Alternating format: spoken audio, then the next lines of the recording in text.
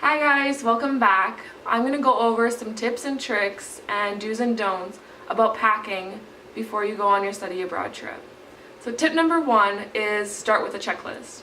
You want to have a checklist to follow guidelines, and it will also help you keep organized and make sure you're not forgetting anything before you go, because that's the last thing you want, is to leave something very important behind, like a charger cord, deodorant, or I don't even know, like your favorite top. So tip number 2 is consider the climate of the country you are going to. Let's say you're going to Italy. Is Italy cold? Is it hot? What are the climate like where you're living? I'm going to Japan to study abroad. So in northern Japan, it is super cold in the winter. Like they can get 12 inches of snow sometimes, depending on how northern you are up. In southern Japan, it is really hot in the summer, and then it is little to no snow. So I'm not going to have to really pack for snow, but it is going to be a little chilly, kind of like 50 to 40 degree Fahrenheit kind of weather. Tip number 3 is adapters. Make sure you grab the right adapter for your country, because not all countries have the same outlet as they do in America. So make sure you have that so you are able to charge your devices and electronics. Tip number 4 is have a unique suitcase. You want to have a very unique color or pattern, add a bumper sticker to your suitcase, because when you receive your bags at the airport, you want to be able to identify your suitcase and leave it quickly. You also avoid the problem of someone taking your suitcase or you taking someone else's suitcase by accident.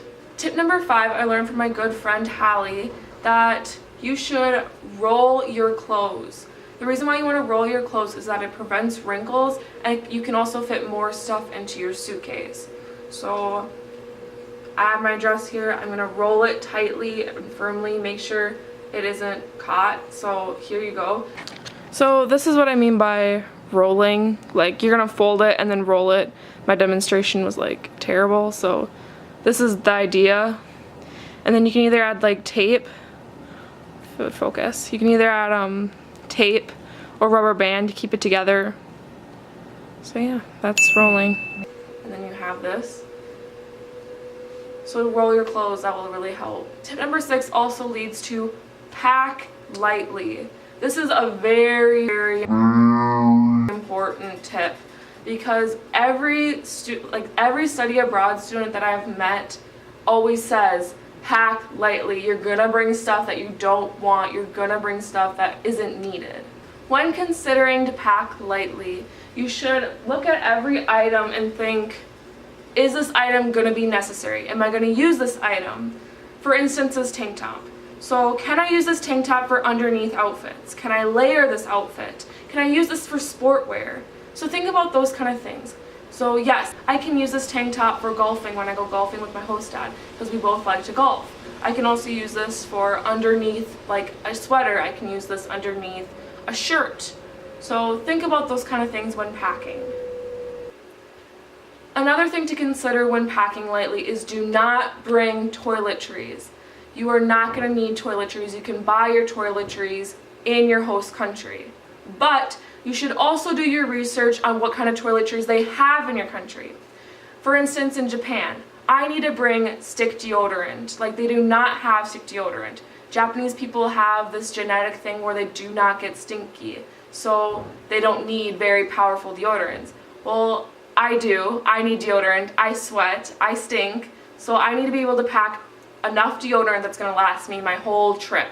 Tip number 7, I've kind of mentioned a little bit before, but it is consider layers.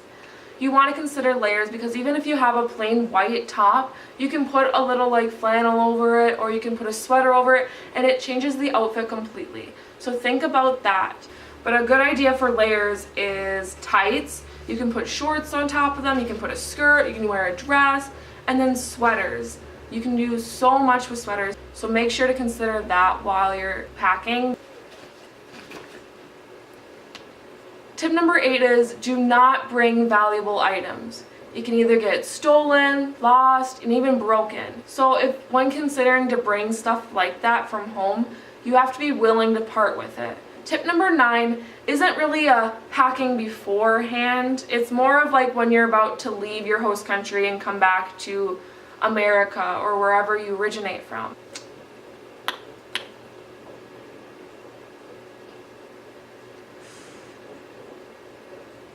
So when you're getting ready to leave, maybe you got so much stuff, you have so many souvenirs, you can't get it in your bag, it's just too much.